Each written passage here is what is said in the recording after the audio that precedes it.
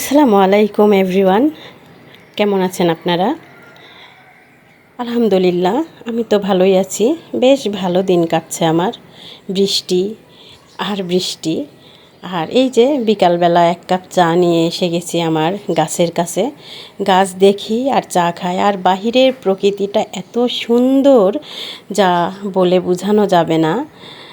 তো আমি বাংলাদেশি ব্লগার খুলনা থেকে বলছি।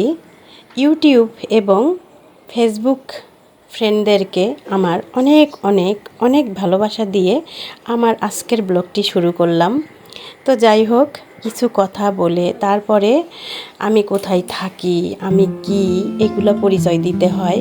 তাছাড়া আপনারা দেখেন না ভিডিও, আর জোর করে ভিডিও দেখানো যায় না। আমি আমার ভিডিও কোয়ালিটি অনেক ভালো করার চেষ্টা করতেছি।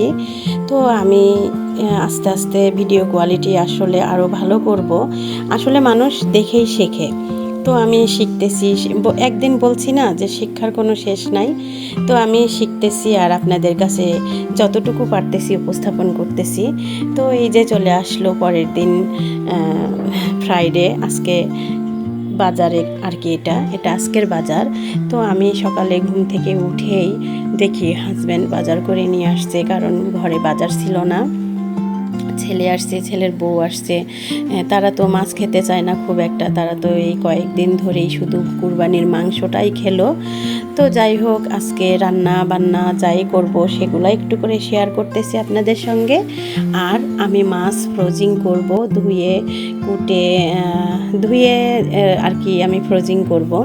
তো কুটে বাজার থেকেই নিয়ে আসছে, কারণ বাসায় এত মাছ আমি করতে গেলে একটু অসুস্থ থাকি, আমি বেশিরভাগই অসুস্থ থাকি। আর ঘুম থেকে উঠেই আমার কাজ করতে ভালো লাগে না।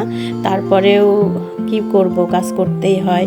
আগে এমনটা হতো না, ইদানিং কেন জানি আলসামি কাজ করে শরীরের ভিতরে, বুঝি না। তো যাই হোক, এই যে আমি ফ্রিজে মাছ মাংস সব রেখে দিব। এখানে মাংস নাই, মাছ আছে। তো এই যে ফ্রিজে আমি বক্সে করে রাখি, আর পলিথিনে করে রাখি না। কারণ পলিথিনে রাখলে মাংস মাছ যেটাই বলেন বের করা যায় না, খুব কষ্ট হয়, ছিঁড়ে যায়, বের হয় না। আর যদি বক্সটা ভর্তি করে আমি রাখি, তাহলে বক্সটা সহজেই কিন্তু বের করা যায়।